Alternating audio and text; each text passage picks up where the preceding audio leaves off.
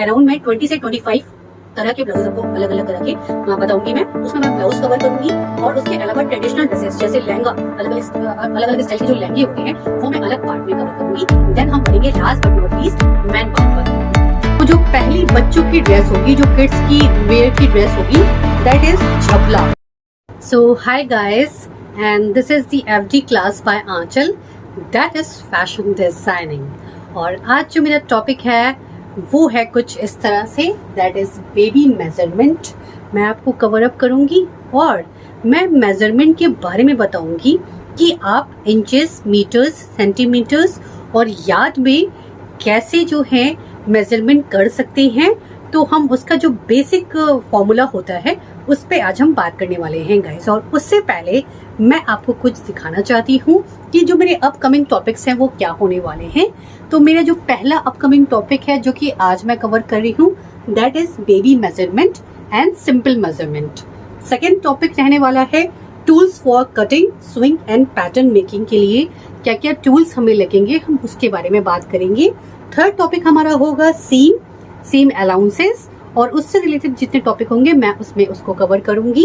And fourth topic होगा button hooks, button whole और chain लगाना। ये सारी चीजें मैं एक साथ कवर करूंगी। एंड मेरा फिफ्थ टॉपिक जो होने वाला है वो किड्स का सिलेबस है कि हम स्टार्ट बेसिकली जो है वो किड्स वेयर से करेंगे गाइस। तो हम किड्स के सिलेबस पे बात करेंगे। और जो पहली बच्चों की ड्रेस होगी, जो किड्स की वेयर की ड्रेस होगी, दैट इज झबला। सो ये जो है ये पैटर्न मेकिंग के उसमें आएगा। तो पहले हम पैटर्न कट करेंगे, देन हम कटिंग करेंगे, देन हम स्विंग की तरफ बढ़ेंगे। तो कुछ चीज़ें आपको, बेसिक चीज़ें जो है वो पता होनी चाहिए, तभी हम आगे बढ़ सकते हैं कटिंग और स्विंग की तरफ गाइस, सिलाई और कटिंग की तरफ। तो सबसे पहले आज मैं बात करने वाली हूँ बेबी मेजरमेंट। तो यहाँ पे बेबी मेजरमेंट के लिए आप देख रही होगी यहाँ पे एक डायग्राम बना है, and this is the diagram. और यहाँ पे बेबी की जो बेबी मेजरमेंट होता है वो हम किन किन चीज़ों पे करते हैं, हम इस पे बात करेंगे। और जब मैं झबला या फ्रॉक की कटिंग करवाऊंगी तो वहाँ मैं आपको ओवरऑल जो आप स्टैंडर्ड मेजरमेंट होता है हम उस पे बात करेंगे। और मैं फॉर्मूला भी बताती चलूँगी आपको कि कौन सी कटिंग में कौन सा फॉर्मूला लगेगा, तो हम वो बात वहाँ करेंगे। यहाँ हम बेसिक जितनी चीजें होती हैं उसके नाम क्या होते हैं पहले हमें वो पता होना चाहिए। तो हम इस पे बात करें। यहाँ मैं दिखा रही हूँ ये जो बेबी है इसकी हाइट। तो बेबी की जो हाइट होती है वो हम कैसे काउंट करते हैं। तो हाइट बेसिकली होती है 1 नंबर। यहाँ पे आपको दिख रहा होगा, I show you more clearly, इस तरह से। और हाइट जो होगी बेबी की, जो ये पोर्शन है, इस पोर्शन से पूरा आपकी जो फीट का पोर्शन है इसको हम हाइट बोलते हैं। और यहाँ पे मेरे पास एक क्यूट सी बेबी है, इससे भी मैं आपको हाइट बता देती हूँ।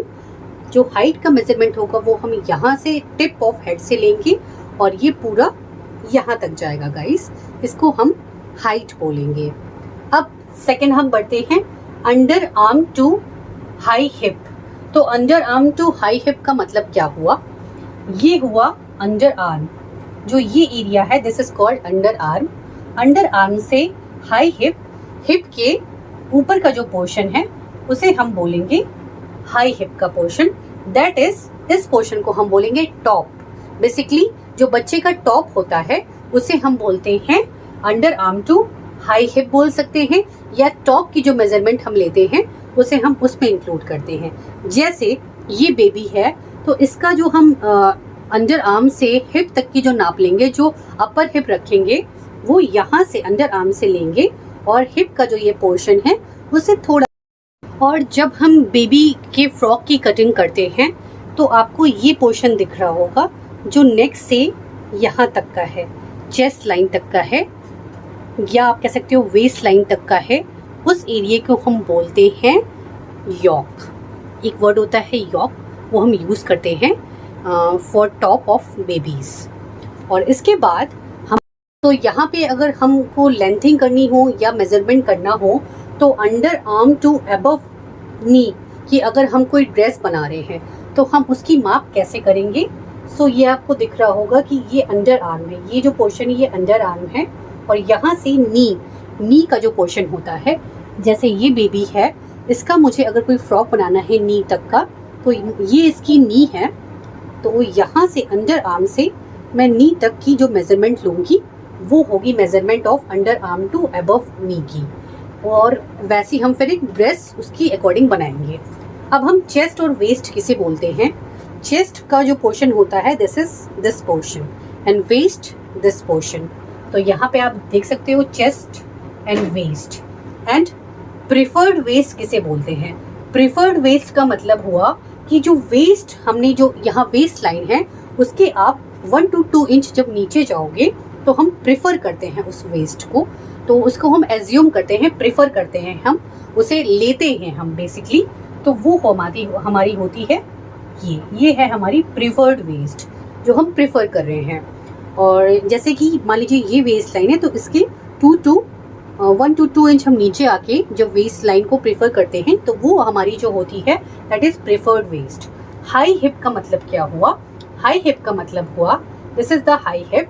तो हिप के जस्ट जो ऊपर का पोर्शन जो हाई हिप होता है, जो हिप जहाँ से स्टार्ट होता है दैट पोर्शन को विल से हाई हिप। और हिप्स ये जो होता है हिप का portion that is hip part.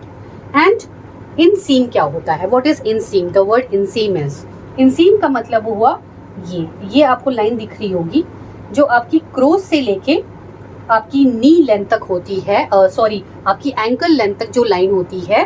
मान लीजिए ये है तो आपकी क्रोच एरिया, जो आपका ये क्रोच एरिया है, यहाँ से आप इसे लेंगे और यहाँ से लेके आपकी एंकल लेंथ तक जो आप साइज मेजर करोगे that is इनसीम।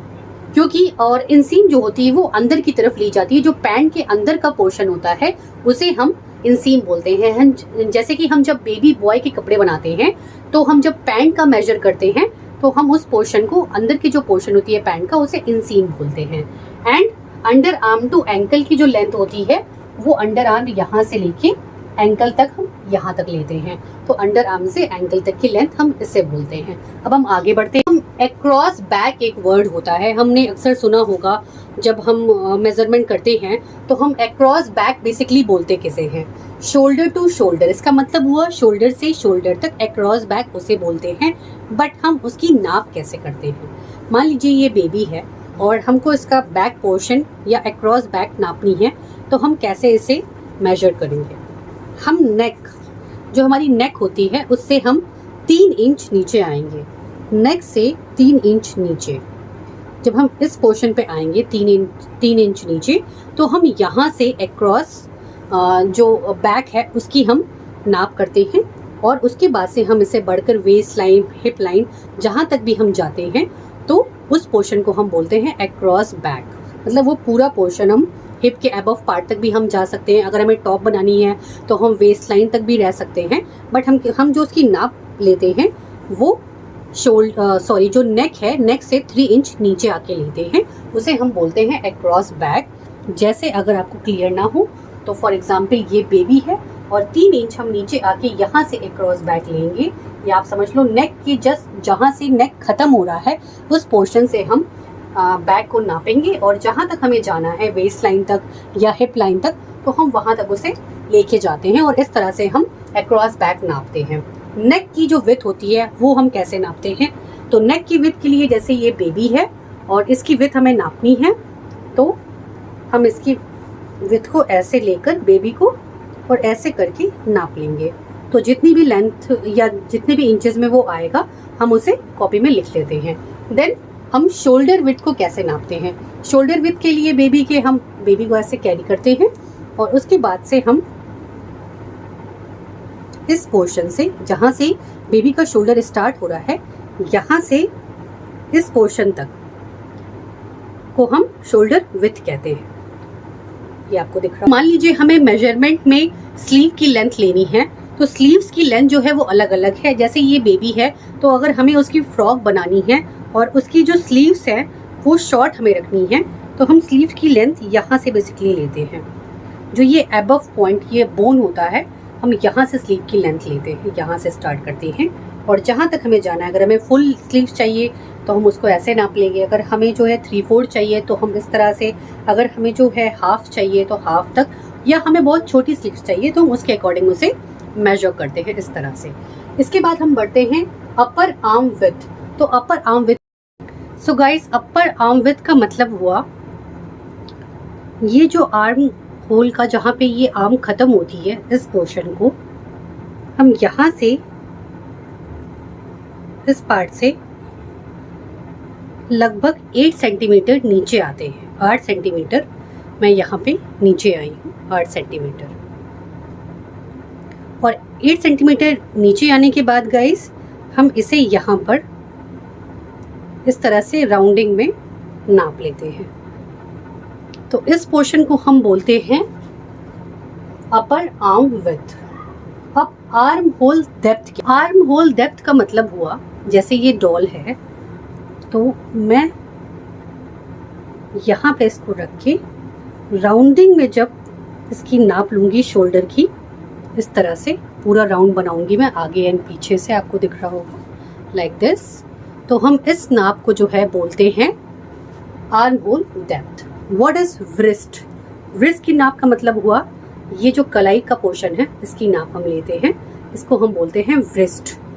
Then crotch to ankle, crotch से एंकल मैंने आपको पहले भी बताया है, मैं फिर से बता रही हूँ। तो ये जो आपका क्रोच एरिया है, दिस एरिया, इस एरिया से हम नापते हैं बेबी का क्रोच से एंकल तक की नाप। एंकल तक की जो नाप होती है, यहाँ तक की जो नाप होती है, that is crotch to ankle.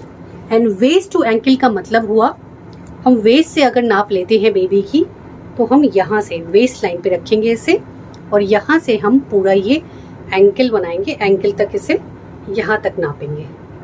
तो ये जो नाप होती है that is waist to ankle. और हिप लेंथ का मतलब हुआ जो हिप की लंबाई होती है, हिप की लंबाई।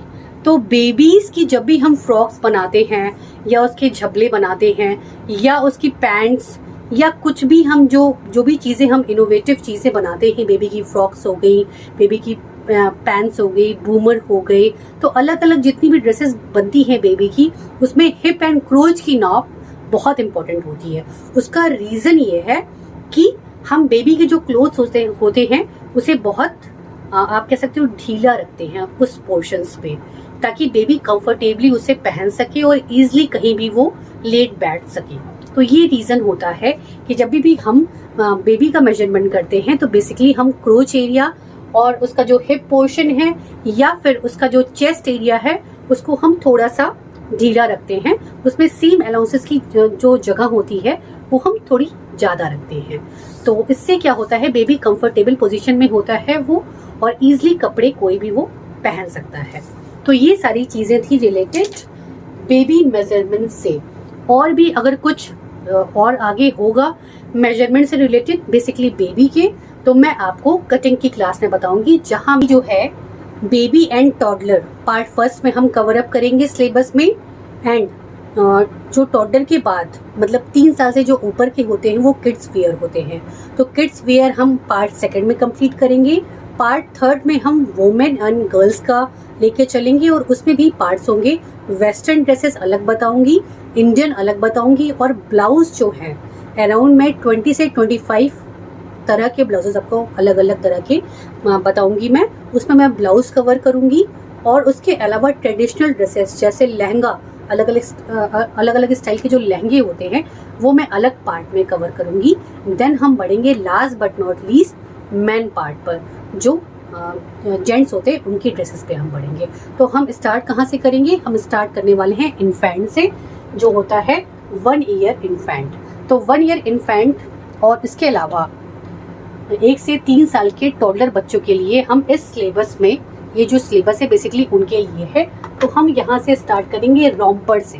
सबसे पहले जो मेरा फर्स्ट जो मेरा पैटर्न मेकिंग का आएगा दैट इज रोम्पर। तो रोम्पर जो होगा, जो मैं आपको कटिंग बताऊंगी, सबसे पहले क्लास 1 होगी, उसमें पैटर्न मेकिंग होगा, सेकंड कटिंग होगी और तीसरे में मैं सिलाई बताऊंगी। तो 3 पार्ट में एक कोई भी कपड़ा कटेगा और वो बनेगा, ताकि आपको क्लियर हो सके कि आपको कटिंग, स्विंग और पैटर्न कैसे उसका ब्राउन पेपर या पेपर पे आप काटोगे। तो यहाँ पे हम रोम्पर सबसे पहले सिलेबस में कवर अप करेंगे, फिर हम लेग रोम्पर कवर अप करेंगे, दैट इज जो आपके पैर वाले रॉम्पर होते हैं उसको हम कवर अप करेंगे। फिर हम आएंगे ए लाइन बेबी फ्रॉक पर। तो ये जो रॉम्पर एंड लेग रॉम्पर होंगे ये इन्फेंट के मैं बनवाऊंगी, 3 महीने के, 4 महीने, 5 महीने के बेबीज़ के लिए, उसके अकॉर्डिंग ये बनेंगे। उसके बाद हम आएंगे ए लाइन बेबी फ्रॉक पर, जो कि 1 से 3 साल का बच्चा आप अपने अकॉर्डिंग उसे आप पहना सकते हो, बना सकते हो। मैं एक नॉर्मल जो एवरेज नाप होती है मैं वो लेके चलूँगी, एक स्टैंडर्ड नाप लेके चलूँगी। आप अपने अकॉर्डिंग नाप कन्वर्ट कर सकते हो। और उसके बाद हम फैंसी फ्रॉक बताएंगे, हम सस्पेंडर शॉर्ट्स बताएंगे, और समर फ्रॉक बताऊंगी मैं, then party frock, boy shirt बताऊंगी, और पैच वर्क शर्ट। जो पैच वर्क होता है शर्ट में उसके साथ में मैं शर्ट बताऊंगी आपको कि कैसे आपको स्विंग करनी है, कटिंग करनी है उसकी। और उसके बाद से हम झबला फ्रॉक बताएंगे। तो ये सारी चीज़ें हम कवर करेंगे टॉडलर्स एंड इन्फेंट बेबी में। सो ये रहा मेरा syllabus for the fashion designing, pattern making, cutting and sewing part. So आप मेरी जाके क्लासेस में थंबनेल में आपको दिख जाएगा, वहाँ पे क्लियर वे में लिखा होगा। अगर मैं रॉम्पर बताऊंगी तो रॉम्पर पैटर्न मेकिंग लिखा होगा, अगर मैं रॉम्पर की कटिंग बताऊंगी तो रॉम्पर कटिंग लिखा होगा, और अगर मैं रॉम्पर स्विंग बताऊंगी तो रॉम्पर की वहाँ पे सिलाई आपको मैं बताऊंगी। तो 3 पार्ट पे एक कपड़ा कटेगा और बनेगा गाइस। तो ये था मेरा सिलेबस।